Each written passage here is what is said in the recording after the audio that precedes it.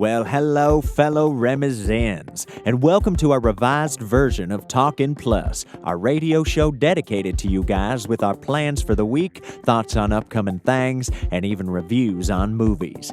On today's episode, we'll briefly chat on our inspiration of the week, which is WALL-E, give our takes on this new Disney game called Disney Speedstorm, also discuss our opinions and predictions on the new Pixar movie Elemental coming out this summer, and then finish off the segment with our non-spoiler review of the Super Mario Bros. Movie. That's right.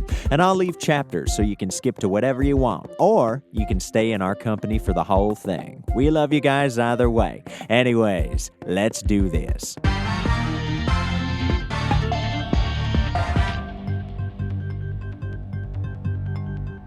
Well, would you listen to that intro? Nice. Very cool. Anyways, our movie pick of the week is Pixar's WALL-E. Fellas, care to explain your choice? Yeah, well, we got a lot of Disney material to cover, and seeing as how we're doing our best to get to space right now, I thought we'd get our hands a little wet with a great space adventure that, in a way, ties to our own lives here in Rem City, even though it's nightmares that are destroying our city and not garbage. Fantastic. Did we choose a champion to fight in our super fight segment? Yes, we have, Brad. We have chosen Eva as our champion. We are excited to see what you choose for her opponent. Oh yeah, that's pretty awesome. I'm glad you chose her and not WALL-E, by the way. WALL-E is such an innocent little box. Yeah. I would hate to see WALL-E get his hands dirty. But yes, I've already got someone in mind for Eva, and it's gonna be a toughie. Nice. Anyways, anything that really stood out in this movie that you would like to share real quick, or shall we already move on to the next topic? Yeah, actually, there are a couple things. One, the music that WALL-E listens to, the Put On Your Sunday Clothes When You Feel Down and Out. Yeah. Okay, that song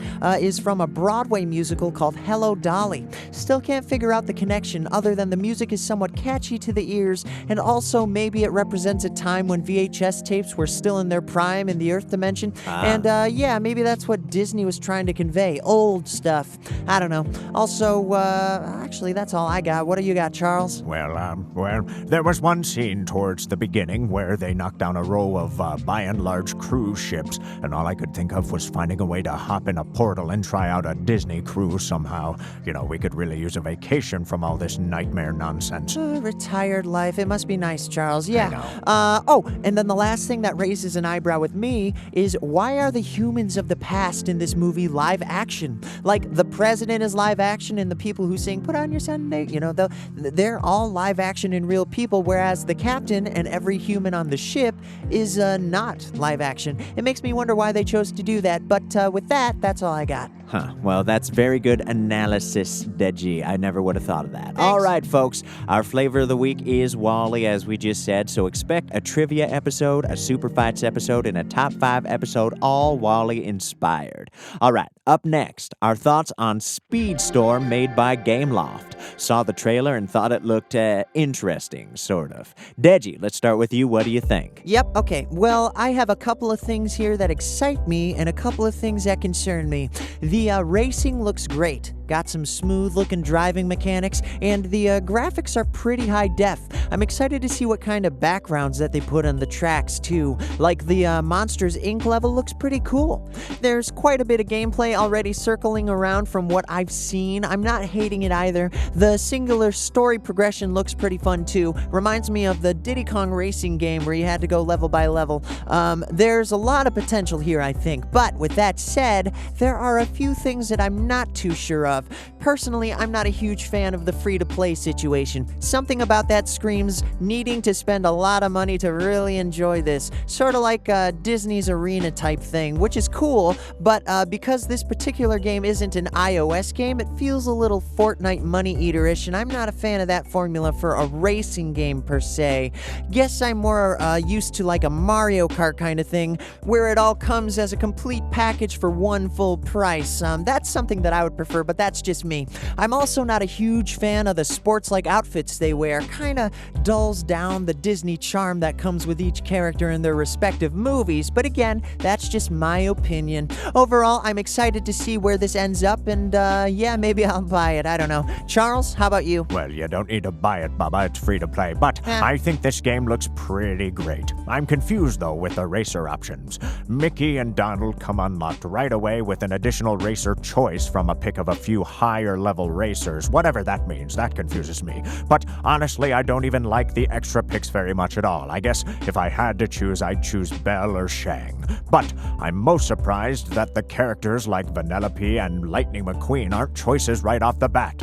I feel like those two characters make the most sense for a racing game, and yet we'll probably have to wait a while for them. And as you said, we'll probably have to pay a fortune to unlock them, which, Bubbas, I am retired, so I have a certain amount of money I can spend a month, and it feels weird. I also don't like the leveling up idea of each individual racer.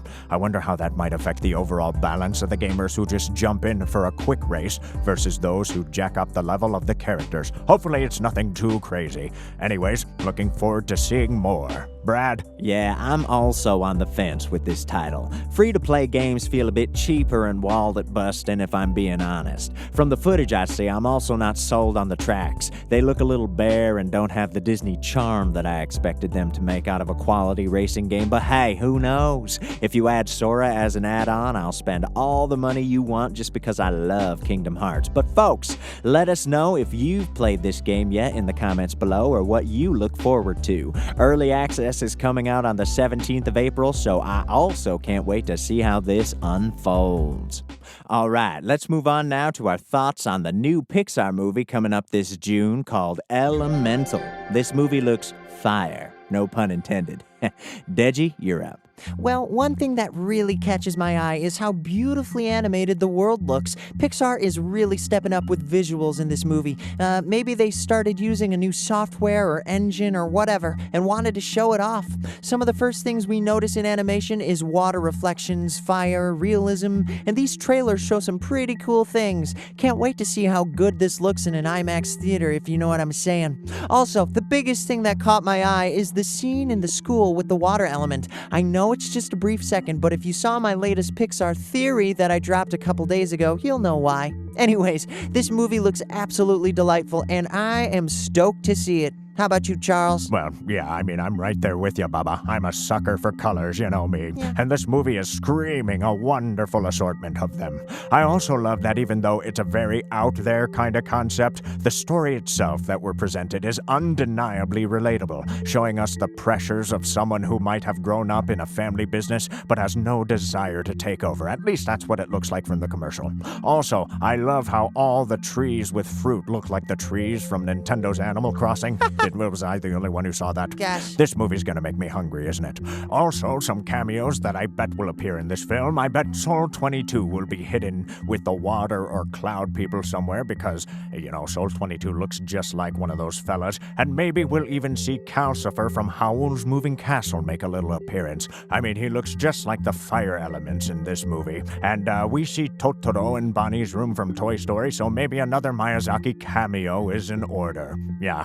I'm also super excited for this film. Anyways, that's all I got. Brad? Very nice. Well, there you go, folks, and everything they said is exactly what I was thinking too, minus a lot of those details. Anyways, all right, we are trucking right along, folks. Up next, we're gonna jump out of the Disney pool and into a pipe. That's right, we're giving our spoiler-free review on Super Mario Bros. The movie. Did we think it was good, bad, voiceover controversy? It's all coming up next, but first, check it out.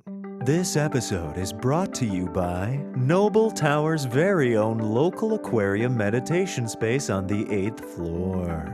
Bring your yoga mat and count fish, do some meditation, or just take a nap. Local aquarium meditation space. Thank you for your sponsorship. All right, without further ado, here is our honest and spoil-free review of Super Mario Bros. The movie. Take it away, guys. Thanks, Brad. There is definitely something to be said about the Super Mario Bros. Movie. All the controversy afoot, I think it's safe to tell you right off the bat that it was a pretty good one. Is it deep or compelling with a story that leaves your jaw on the floor or thinking about life in a different way? Absolutely not. However, the real charm comes from the source material, the games. The movie is less of a riveting story and much more a tribute to all the games you guys grew up with and loved over the ages with Nintendo. From classic Super Mario Bros. Games to Luigi's Mansion to Smash Bros. To Mario Kart, this movie covers the gamut. if you haven't played these games, maybe the movie won't make the most sense. But at the same time, if you are watching this movie, it's probably because you've at least played one or two of them. Heck, it's inspiring to me to fill more of my time with those games, and I really feel like that is the true intention of this movie. I loved it. Yeah, and then let's just jump right into the voice acting controversy. And I gotta say that the voice acting was actually really good. Yep. Chris Pratt does a great job as Mario, as does Jack Black with Bowser. Those were the two that I kinda had, well, I wonder how they're gonna do. But really, they ended up being my highlighted picks. Luigi, Donkey Kong, Peach, and even Toad also have great voices that don't at all subtract from the classic feeling that you might have been worried about. Agreed. And I honestly love the direction they took with Princess Peach. Oh boy. They gave her a little more inner fire and made her more of a kick-butt character rather than being a somewhat helpless princess waiting to be saved, if you know what I'm saying. I really enjoyed that. And her Mario Kart outfit is, oh my goodness, amazing. I hope they make an amiibo of that. If they, do they still make amiibos, Baba? I'm not sure if they do. I think they do because it works on the Switch, right? Yeah, I think so. Well, anyways, that's for another day. The music was great, too. Playing a lot of the classic tunes from the video games, but revamped for theater-quality presentation. And who doesn't like it when Jack Black sings? Seriously, a great choice for Bowser. Peaches, peaches, peaches, peaches, peaches. Ah! Oh, yeah! And from what it looks like in the media, you couldn't have found a more dedicated actor for the job. This is essentially a beautifully animated Easter egg type movie, missing the deepness of the riveting story or whatever, but paying an honorable tribute to the games that changed so many people's childhoods and making us want to go back for more. Yeah. Brad, anything you want to add? Yeah, I guess I want to say that this was a charming surprise, and probably the best video game movie ever made, like ever. The brotherly love between Mario and Luigi gave me a little tear, I'm not gonna lie about that. Even the rivalry with Mario and Donkey Kong was really cool. I mean, after all that controversy, I was really worried going into this film, but after watching the film, I think everybody's just full of it. You should go watch it before you judge, just like Chris said. Anyways, how about you, Jill? Any final words before we rate this movie? Yeah, Princess Peach is a badass. Woo! Absolutely, I agree. Peach was definitely a boss. Yep. All right, our rating for this movie is a solid 8.2 out of 10. If you like Mario and you got a little cash in your pocket and want to go get a whole bunch of nostalgia with Mario stuff inside all packed into about an hour and a half worth of material, you should probably go and see this. In IMAX if you can. You won't regret it. And folks, with that, our Talkin' Plus episode is at an end. See y'all later, hopefully in my segment Super Fights, and be sure to check out the other stuff on its way as well. Thanks, Brad. And also, folks, if you like our material and you want to see more, please hit that like and subscribe. We would really, really appreciate it. You know, we're trying to get monetized and collect more residual chill vibes so we can get into space and escape all these nightmares and stuff. You know, Jill's really, really tired. But we'll talk to you more about that later. Until next time, peace, love, fried chicken. And bye-bye.